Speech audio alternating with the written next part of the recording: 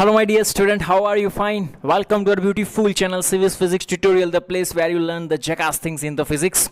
So yesterday हम लोगों ने डिस्कशन किया था वर्नियर कैलिपर्स के लिए, ठीक है। आई होप आपको वो लेक्चर बहुत ही अच्छा लगा होगा और आपका जो भी कंसेप्ट थे वो क्लियर हो गए होंगे, ठीक है। तो अगर आप लोगों ने वो वीडियो नहीं देखा तो प्लीज़ जाइए पहले वो वीडियो देख लीजिए, ठीक है।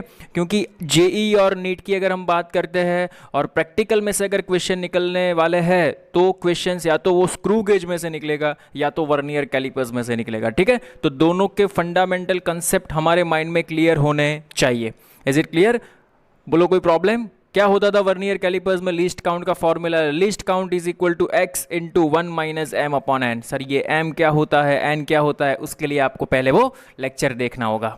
आइए आज भी बहुत ही क्लासिक टॉपिक डिस्कशन करने वाले हैं और ये हमारा टॉपिक है स्क्रू गेज। क्या होता है? Screw gauge. क्या होता है? Screw gauge. और इसको हम बोलते हैं माइक्रोमीटर, भी इसको हम बोलते हैं क्योंकि इसका जो लिस्ट काउंट होता है वो माइक्रोमीटर में होता है, ठीक है। तो इसको हम दूसरा नाम माइक्रोमीटर, स्क्रू गेज ऐसा भी बोल सकते हो। Is it clear? ओके। तो यहाँ पे देखो मैंने डायग्राम ड्रॉ किया है। हाँ सर डायग्राम तो बढ़िया दिख रहा है। हाँ जी सर। तो इस हिसाब से आपका रहेगा, कौन रहेगा सर? स्क्रू गेज रहेगा। This one is your screw gauge. Is it clear? समझ में आ रहा है क्या? ओके। देखो इसमें क्या होता है वो मैं पहले वो आपको एक्सप्लेन कर देता हूँ। इसमें इस टाइप का एक कंस्ट्रक्शन किया होता है। ये जो स्केल है ना, ये वाली स्केल, इसको हम बोलते हैं मेन स्केल। क्या बोलते हैं? Main scale. और लीनियर स्केल भी आप बोल सकते हो। जैसे वहां पे वर्नियर कैलिपर में एक स्केल फिक्स थी, मेन स्केल, तो यहाँ पे ये वाली स्केल भी फिक्स होगी जिसको हम बोलते हैं लीनियर स्केल, ठीक है। नाउ सी हियर, ये वाला जो पोर्शन होता है ना, ये वाला पोर्शन, इसको ऐसे रोटेट करते हैं। सर थोड़ा सा यहाँ पे आके दिखाओ। वेट। इसको यहाँ से पीछे से पकड़ के ऐसे रोटेट करते हैं। जैसे हम इसको रोटेट करेंगे क्लॉकवाइज डायरेक्शन में तो ये डिस्टेंस आगे बढ़ेगा। अगर एंटी क्लॉकवाइज डायरेक्शन में रोटेट करेंगे तो ये डिस्टेंस पीछे बढ़ेगा। Is it clear? इसका मीनिंग क्या होता है कि इसका ये वाला जो पोर्शन होगा वो मूवेबल होगा, वो ऐसे मोशन कर पाएगा। Is it clear? समझ में आ रहा है? हाँ जी। अभी देखो अगर ये ऐसे रोटेशन कर रहा है, ऐसे, ठीक है। तो यहाँ पे देखो इसकी एक रोटेशन की डायरेक्शन में भी एक स्केल है, दिखाई देती है यहाँ 0, 5, इसके बाद आएगा 10, 25, 15, 20, 25, 5 का गैप होगा। और जैसे आप रोटेट, ये कौन सी स्केल है पता है? जो वर्नियर स्केल थी ना, उस टाइप की स्केल यहाँ पे रहती है। इसको हम बोलते हैं सर्कुलर स्केल। यहाँ पे कौन सी स्केल रहेगी? सर्कुलर स्केल रहेगी। इज इट क्लियर और नॉट? कंस्ट्रक्शन समझ में आ रहा है या नहीं? ठीक है। ये मेन स्केल है, ये फिक्स रहेगी। ये सर्कुलर स्केल है। देखो प्रैक्टिकल पर्पज से सर्कुलर स्केल में या तो 50 डिवीजन रहते हैं या तो 100 डिवीजन रहता है, लेकिन एग्जाम में कोई फिक्स नहीं रहता। वो 30 डिवीजन भी दे सकता है, 20 डिवीजन भी, कुछ भी दे सकता है। लेकिन प्रैक्टिकल पर्पस की अगर बात करें तो ये जो सर्कुलर स्केल है उसके ऊपर कितने डिवीजन हो सकते हैं? या तो 50 डिवीजन या तो 100 डिवीजन। Is it clear? समझ में आ रहा है मैं क्या बोल रहा हूं वो? ओके। तो इस टाइप का कंस्ट्रक्शन रहता है। देखो ये जो है ना, इसको आप जो भी बोल सकते हो और स्टड्स भी बोल सकते हो। ये स्टड्स के बीच में यहाँ पे देखो, सपोज मुझे ये मार्कर का मेजरमेंट करना है तो ये दोनों के बीच में मैंने मार्कर को रख दिया। अभी मैं क्या करूंगा? देखो मार्कर अभी मैं छोड़ दूंगा तो वो नीचे गिर जाएगी। अरे एक्चुअल में भी नीचे गिर जाएगी, ये तो सिर्फ डायग्राम है, ठीक है। अभी सपोज मुझे मार्कर का डायमीटर मेजरमेंट करना है तो मैं क्या करूंगा? देखो यहाँ से इसको ऐसे रोटेट करके रोटेट करूंगा तो ये वाला पोर्शन है वो आगे आएगा, ठीक है। बाद में क्या हो जाएगा? यहाँ पे मार्कर हो गई फिट। जैसे ही मार्कर फिट हो जाएगी मैं यहां से रीडिंग ले लूंगा। कौन सा रीडिंग लूंगा? एक तो ये लीनियर स्केल का रीडिंग और एक सर्कुलर स्केल का रीडिंग। जैसे कल हमने वर्नियर स्केल में प्रोसेस किया था रीडिंग के लिए, उसी टाइप की प्रोसेस करेंगे। रीडिंग में आपको बाद में समझाऊंगा, ठीक है। पहले बेसिक फंडामेंटल समझो क्या है वो। Okay. Screw gauge, micrometer, screw gauge बहुत ही बढ़िया है। देखो यहाँ पे ये इसका कंस्ट्रक्शन है। कंस्ट्रक्शन समझ में आया? There are 2 types of scale. First one is linear scale, second one is circular scale. इसमें एक बहुत ही बढ़िया चीज बनती है जिसको हम बोलते हैं पिच। जिसको हम क्या बोलते हैं? पिच। जिसको हम क्या बोलते हैं? वो क्रिकेट खेलने वाली पिच नहीं, यहाँ पे दूसरी पिच है। हाँ देखो यहाँ पे पिच। देखो what is pitch? See here, suppose ये वाला रीडिंग है वो 10 है, तो 10, 11, 12, 13, 14, ये वाला 15 है, ठीक है। सोचो एग्जैक्ट यहाँ 15 पे, जहाँ पे ये सर्कुलर स्केल, इसको हम बोलते हैं हेड स्केल, आप इसको हेड स्केल भी बोल सकते हो, ठीक है। ये जो सर्कुलर स्केल जहां पे होगा वो वाला पॉइंट अगर कोइंसाइड कर रहा है तो ये नहीं दिखाई देगा, ठीक है। सोचो यहां पे एग्जैक्ट सर्कुलर स्केल ये यहां पे है, एग्जैक्ट मैच कर रहा है, ये सर्कुलर स्केल है, ये वाली है वो मेन स्केल है। मेन स्केल का मीनिंग होता है लीनियर स्केल, ब्लू वाली लीनियर स्केल है, ये रेड वाली सर्कुलर स्केल है, ठीक है। अभी मैंने क्या किया देखो यहां पे, जैसे ही मैंने एक रोटेशन घुमाया, कितना घुमाया, जैसे ही मैंने एक रोटेशन घुमाया, कितना घुमाया, जैसे ही मैंने एक रोटेशन घुमाया तो ये सर्कुलर स्केल यहां से यहां आ जाएगी। कहां से कहां आई सर, ये सर्कुलर स्केल यहां से यहां आई, यहां से यहां आई, यहां से यहां आई, तो इसको हम बोलते हैं पिच। इसको हम क्या बोलते हैं, पिच। इसको हम क्या बोलते हैं, पिच। इज इट क्लियर और नॉट। सर्कुलर स्केल यहां से यहां आई, कितने डिवीजन घूम के आई, कितने सर्कुलर पार्ट घूम के आई। अगर वो 50 डिवीजन होता तो 50 पार्ट घूम के आती, अगर वो 100 डिवीजन होता तो 100, 0 से 100 घूम के आती यहां से यहां, अगर 50 होता तो 0 से 50 घूम के आती यहां से यहां। You understand what I am saying that, उसी को हम बोलते हैं पिच।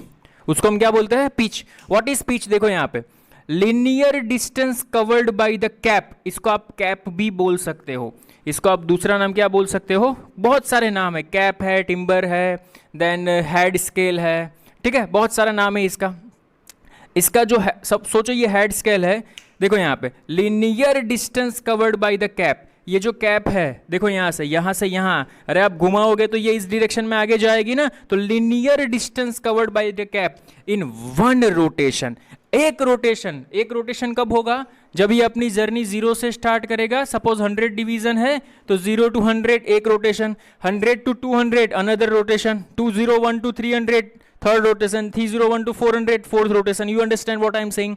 तो एक रोटेशन में सपोज मैंने देखो यहाँ पे this one is my main scale, तो मैंने इसको ऐसे रोटेट किया तो ये आगे बढ़ा 0 से 100। तो एक रोटेशन में उसने जितना लीनियर डिस्टेंस कवर किया उसको हम क्या बोलेंगे, पिच बोलेंगे। You understand, you can feel my feelings और नॉट। समझ में आ रहा है मैं क्या बोल रहा हूँ। हाँ सर बहुत बोल गए आप, कुछ समझ में नहीं आया। देखो और एक बार समझाता हूँ मैं आपको। पहले ये जो कैप है वो यहाँ पे थी, अभी ये जो कैप है ना उसको मैंने क्लॉकवाइज, ये रेड मार्क दिखाई दे रहा है, इसको मैंने क्लॉकवाइज ऐसे घुमाया, ऐसे क्लॉकवाइज ऐसे मैंने इसको घुमाया। क्लॉकवाइज का मीनिंग क्या होता है, ऐसे मैंने इसको घुमाया। अगर मैंने इसको घुमाया तो ये जो स्केल था वो आगे बढ़ा, कितना आगे बढ़ा, इतना आगे बढ़ा।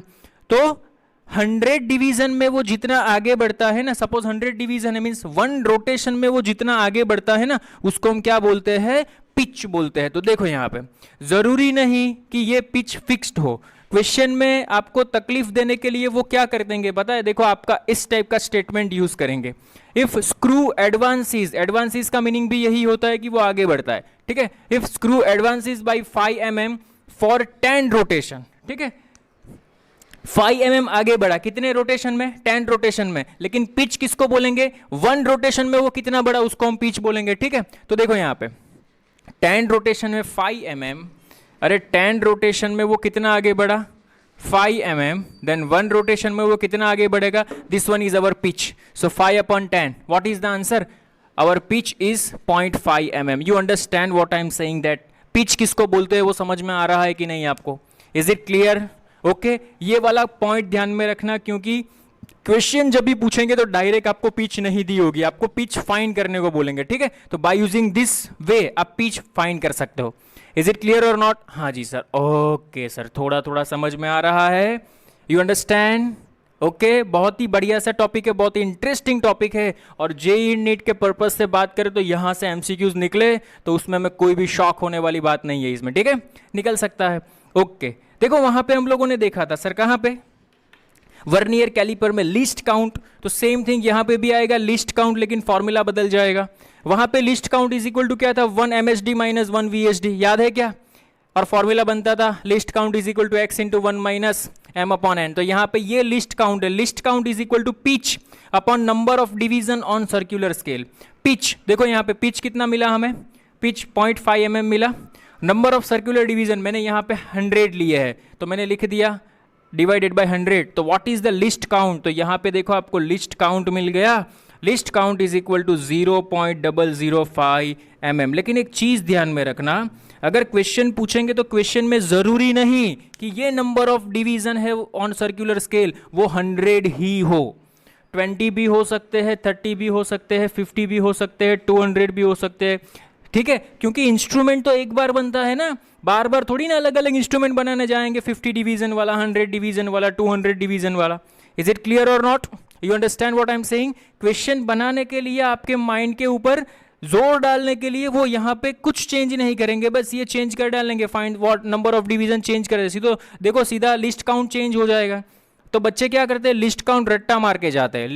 लिस्ट काउंट रट्टा मत मारना, यहां से याद रखना, for screw gauge least count is equal to what, pitch upon number of division on circular scale. एक और चीज ध्यान में रखना, जितना लिस्ट काउंट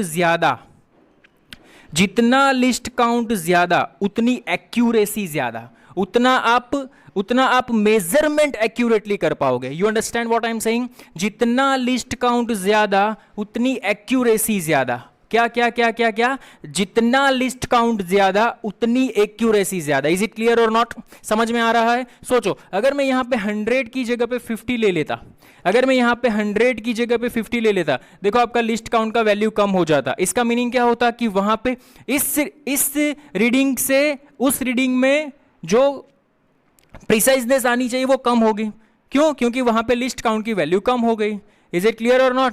क्योंकि यहां पे नंबर ऑफ डिवीजन कम, तो लिस्ट काउंट, एक मिनट, नंबर ऑफ डिवीजन कम हो गए, जितना नंबर ऑफ डिवीजन ज्यादा उतना लिस्ट काउंट कम होगा। हाँ सर, ये आपने सही बोला, जितना नंबर ऑफ डिवीजन ज्यादा, ये वैल्यू जितनी ज्यादा होगी ये वैल्यू इतनी कम होगी, और जितनी ये वैल्यू कम, समझना यहां पे, जितनी ये वैल्यू कम उसका आउटपुट, उसका जो मेजरमेंट हमें एक्यूरेसी चाहिए वो ज्यादा होगी। ये चीज समझ में आ रहा है कि नहीं? जितना लिस्ट काउंट कम, तो लिस्ट काउंट कब मिलेगा? नंबर ऑफ डिवीजन ज्यादा होना चाहिए, तो इसमें हमें एक्यूरेसी क्या मिलेगी? ज्यादा मिलेगी। इसको स्टार करके लिख देना, वेरी वेरी मोस्ट आईएमपी। हाँ, very very very very very very most IMP formula है ये वाला। Is it clear? सभी पॉइंट्स, मैं इंपॉर्टेंट पॉइंट्स ही यहाँ पे लिखता हूँ आपके लिए, जो आपको बहुत ही काम आएंगे एग्जाम्पल सॉल्व करने के लिए। इज इट क्लियर और नॉट? समझ में आ रहा है what I am saying? Sure? Confirm? हाँ जी सर कंफर्म। चलो pose the screen and note it down. इतना नोट कर लो जल्दी, फास्ट फास्ट फास्ट। ओके बच्चा लोग, तो अभी हम लोग देखेंगे how to take reading. Reading कैसे लेंगे सर? यही तो मेन है ना, रीडिंग। देखो यहाँ पे क्या करना है, सोचो कि सपोज मुझे कोई किसी भी चीज़ का डायमीटर मेजरमेंट करना है, ठीक है? तो इसका डायमीटर मुझे मेजरमेंट करना है, तो मैंने क्या किया, जैसे ही डायमीटर मेजरमेंट करना है, ठीक है, तो पहले क्या करेंगे पता है? अगर सोचो कि ये जो मार्कर, मेरी मार्कर है वो इससे थोड़ी सी मोटी है, इसमें नहीं आ रही, तो पहले इसको हम ओपन करेंगे, तो पहले इसको एंटी क्लॉकवाइज घुमाओ, ये बाहर निकलेगा, ठीक है? तो जैसे ही मार्कर इसमें आ गई, फिर से इसको क्लॉकवाइज घुमा के मार्कर को कर दो फिट। अभी फिट हो गया, तो यहाँ पे आप रीडिंग नोट करो। तो देखो मैंने यहाँ पे रीडिंग, ये तो ड्रॉ किया हुआ है, लेकिन मैंने यहाँ पे रीडिंग नोट किया है, ठीक है? तो what is the formula for reading? देखो यहाँ पे total reading is equal to MSR, main scale reading ले लो, plus CSR mean circular scale reading ले लो। सर्कुलर स्केल रीडिंग में 2 रीडिंग आएंगे, वो मैं आपको बताता हूं कैसे लेने हैं, प्लीज ध्यान से देखना और समझना। आइए चलिए देखो यहाँ पे, सपोज मैंने रीडिंग लिया, तो this one is our reading, this one is reference line और मेन स्केल भी आप बोल सकते हो, और दिस वन इज कौन सी स्केल है? सर्कुलर स्केल है। इसमें मैंने 50 डिवीजन लिए, 100 डिवीजन नहीं लिए। Is it clear? Okay sir जी, fine fine fine. Now see here, okay, see here. देखो मेन स्केल में, मेन स्केल रीडिंग कौन सा लेने का है? तो जैसे ही आपका कैप आ जाए, ये कैप आ गया आपका, ठीक है? तो कैप से पहले जो भी आपको दिखाई देता है that is your main scale reading. Sir कहना क्या चाहते हो? कहना ये चाहता हूं कि ये जो है मेरी कैप है, कैप से पहले आपको क्या दिखाई देता है? 1, 1.5, 2, 2.5, 3, 3.5, वो मुझे एक्यूरेटली, अगर मैं स्पेक्स नहीं पहनूंगा तो भी मुझे वो दिखाई देगा 3.5। This one is your main scale reading. लिख दो 3.5, this one is your main scale reading, यहां पे मेन स्केल रीडिंग लिखेंगे, प्लस CSR का मीनिंग क्या होता है कि सर्कुलर स्केल रीडिंग। तो सर्कुलर स्केल रीडिंग में 2 आते हैं, CCSD इंटू लिस्ट काउंट। ये देखो वर्नियर स्केल में भी हम लोगों ने ऐसा किया था, कौन सा पॉइंट मैच कर रहा है वो पॉइंट लिखते हैं, तो यहीं पे वही करना है। ये रेफरेंस लाइन पे सर्कुलर स्केल का कौन सा पॉइंट कोइंसाइड कर रहा है, कौन सा पॉइंट मैच कर रहा है, तो मुझे यहां से दिखाई पड़ता है 45, 46, 47। हाँ सर 47 मैच कर रहा है रेफरेंस लाइन से। Yes, that is your CCSD which is exactly coincide with the central line और रेफरेंस लाइन। ओके, तो यहां पे आएगा 47 और लिस्ट काउंट, जो भी इसका लिस्ट काउंट है वो लिख दो। That is your answer, that's it. You understand what I am saying? कैसे ट्रू रीडिंग लिखते हैं वो पता चला, टोटल रीडिंग कैसे लिखते हैं वो पता चला कि नहीं चला? Is it clear? और कोई प्रॉब्लम? अगेन एक बार देख लो क्या करेंगे। तो पहले जो भी ऑब्जेक्ट है उसका मेजरमेंट ले लो। मेजरमेंट लेने के बाद कैप से आगे आपको क्या एक्यूरेटली दिखाई पड़ता है? 3.5 is my main scale reading. उसके बाद क्या करना है, ये रेफरेंस लाइन के साथ सर्कुलर स्केल का कौन सा पॉइंट कोइंसाइड कर रहा है, तो मैंने देखा 47 कोइंसाइड कर रहा है, तो यहां पे देखो main scale reading plus 47 into list of count, जो भी आता है वो मल्टीप्लाई कर दो। This one is your true reading. Is it clear और नॉट? समझ में आ रहा है? कोई प्रॉब्लम? श्योर? ओके, हाँ जी सर। चलो इसके ऊपर थोड़ा सा आगे बढ़ेंगे, बहुत डिटेल में जाएंगे तो आपको समझ में आएगा। First of all pause the screen and note it down how to take reading. आइए चलिए बहुत ही सुपर क्लासिक एग्जांपल डिस्कशन करते हैं हम लोग स्क्रू गेज के बारे में। देखो इन दिस क्वेश्चन में कोई डायग्राम नहीं दिया है, तो MSR प्रॉब्लम करेगा हमारे लिए, ठीक है। तो वो क्या प्रॉब्लम करेगा वही इसका सॉल्यूशन मैं यहाँ पे आपको देने जा रहा हूं। देखो यहाँ पे 10 rotation of the cap of the screw gauge. देखो इसका मीनिंग क्या होता है कि ये जो स्केल है वो 10 रोटेशन करता है, ठीक है, इज इक्विवेलेंट टू 5 mm। तो यहाँ पे देखो आपको पहले तो पिच नहीं दी है, 10 रोटेशन इक्विवेलेंट टू कितना है 5 mm। तो देखो यहाँ पे 10 rotation is equal to 5 mm, तो हमें यहाँ से पिच मिल जाएगी। Pitch is equal to what 5/10, अभी हम लोगों ने देखा था। So what is the pitch 0.5 mm। Is it clear और नॉट? ओके, हाँ जी सर। आगे बढ़ते हैं। द कैप हैज 100 डिवीजन, इसके पास 100 डिवीजन है, तो यहां से लिस्ट काउंट मिल जाएगा, बिकॉज लिस्ट काउंट का फॉर्मूला क्या रहता है, pitch upon number of division. Pitch कितनी आई 0.5 अपॉन 100 डिवीजन, तो ये हमें मिल गया LC लिस्ट काउंट। वाह रे वाह सर, बहुत ही बढ़िया काम हो गया। Now what we have to find, see here, यहां से क्वेश्चन ट्विस्ट करता है। A reading of wire for complete rotation. Okay, suppose मैंने इसके बीच में वायर रखा है, उसका मैंने रीडिंग लिया है, वो 4 कंप्लीट रोटेशन करता है एंड 35 डिवीजन पे कोइंसाइड करता है। तो यहां पे देखो 4 रोटेशन दिया है, इसका मीनिंग क्या होता है कि यहां से अगर मैंने ये सपोज मैंने ये वायर को रखा तो ये 4 रोटेशन करेगा, तब वो उसका मेन रीडिंग होगा, मेन स्केल रीडिंग होगा। यहां पे डायरेक्ट मेन स्केल रीडिंग आपको नहीं दिया है, तो यहां पे क्या होगा, main scale reading is equal to rotation into एक रोटेशन में कितना डिस्टेंस कवर होता है, तो equal to pitch. Number of rotation into pitch कर दो तो आपको मेन स्केल रीडिंग मिल जाएगा। इज इट क्लियर और नॉट? समझ में आ रहा है? हाँ जी सर। पिच कितनी है हमारे पास, तो पिच इज गिवन 0.5, तो यहां पे कर दो 4 इंटू, ये आर मींस रोटेशन होता है, तो 4 इंटू 0.5 ये मेन स्केल रीडिंग होगा। बस बच्चे यहां पे ये क्वेश्चन ट्विस्ट कर जाता है और कुछ नहीं है क्वेश्चन में, दैट्स इट, खेल खत्म। इज इट क्लियर और नॉट? कई बार आपको तकलीफ देने के लिए इस टाइप का फंडा दिया जाता है, ये ध्यान में रखना। कोई प्रॉब्लम और नॉट? समझ में आ रहा है? हाँ जी सर समझ में आ रहा है। तो मेन स्केल रीडिंग मुझे मिल गया।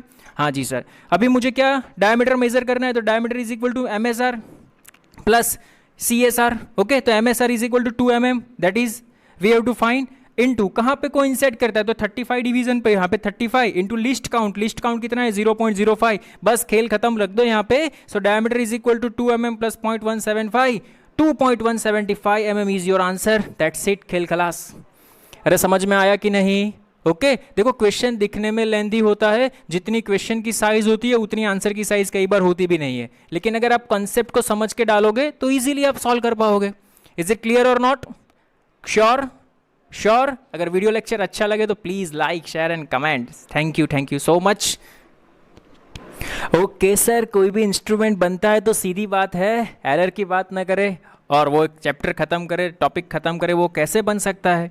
आइए चलिए, बहुत ही बढ़िया तरीके से हम लोग बात करने वाले हैं एरर की, ठीक है। जैसे वर्नियर कैलिपर्स में हम लोगों ने किया था एरर के बारे में डिस्कशन, तो यहां पे भी एरर के बारे में डिस्कशन करेंगे। देखो यहां पे सोचो कि ये जो है ना, ये मेन स्केल का 0 है, ये मेन स्केल का 0 है, और ये वर्नियर स्केल का 0 है। अगर मेन स्केल का जीरो देखो, अगर मैंने ये स्क्रू को ऐसे घुमाया घुमाया घुमाया घुमाया, ये दोनों स्टड्स को मैंने ज्वाइन कर दिए, क्या कर दिए, ज्वाइन कर दिए। After joining the studs, main scale का जीरो और वर्नियर स्केल का जीरो अगर कोइंसाइड हो जाता है, ध्यान से समझना, ये दोनों स्टड्स को अगर मैंने ज्वाइन कर दिए, सर ज्वाइन ऐसे थोड़ी ना होते, वहां से घुमाना पड़ता है, घुमाओ ना, मैंने कहा मना किया, घुमाते जाओ घुमाते जाओ घुमाते जाओ घुमाते जाओ घुमाते जाओ, जग घूमिया तारे जैसा ना कोई। देखो यहां पे अगर मैं इसको घुमाते गया घुमाते गया घुमाते गया घुमाते गया, सोचो इसका जीरो और इसका जीरो कोइंसाइड हो गया, तो हम उसको बोलेंगे नील एरर। इंस्ट्रूमेंट में कोई भी एरर नहीं है, you understand what I am saying, instrument में कोई भी एरर नहीं है, तो उसको हम बोलते हैं नील एरर। उसको हम क्या बोलते हैं, नील एरर।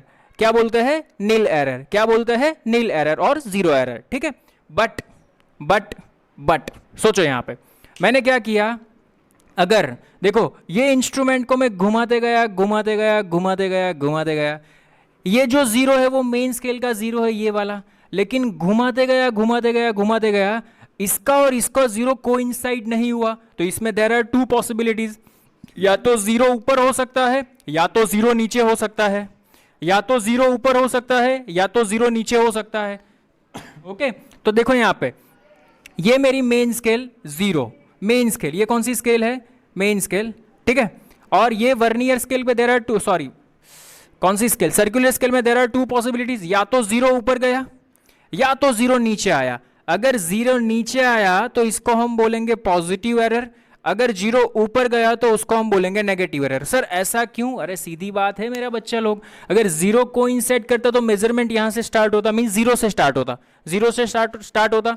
सपोज आपका डायमीटर आया 20 तो रोटेशन हुआ 20, ऐसा सोचो रोटेशन कितना हुआ 20 हुआ, तो जीरो से 20 होता, जीरो से 20 होता, लेकिन आपका जीरो नीचे है, तो अभी आपका जीरो अगर नीचे है तो जो आप काउंटडाउन स्टार्ट करोगे वो जीरो से नहीं लेकिन 2 या 3 से स्टार्ट होगा या 4 से स्टार्ट होगा।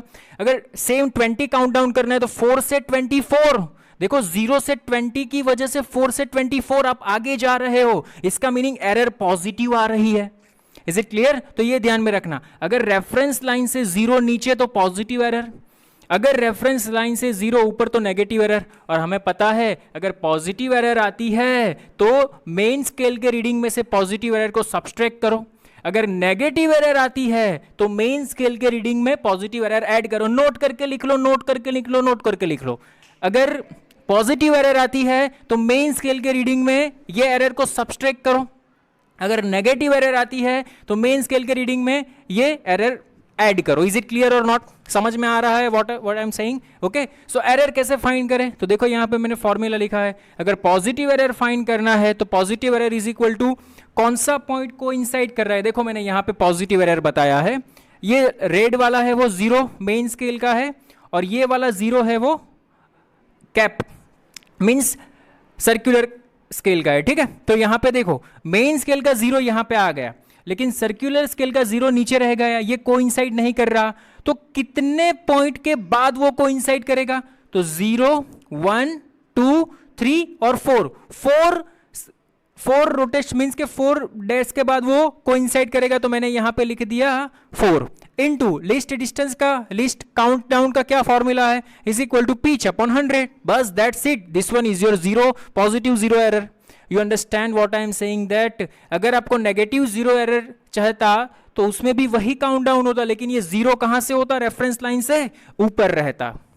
इज इट क्लियर, कोई प्रॉब्लम, श्योर 100%, हाँ सर 100%, बोलो समझ में आया स्क्रू गेज।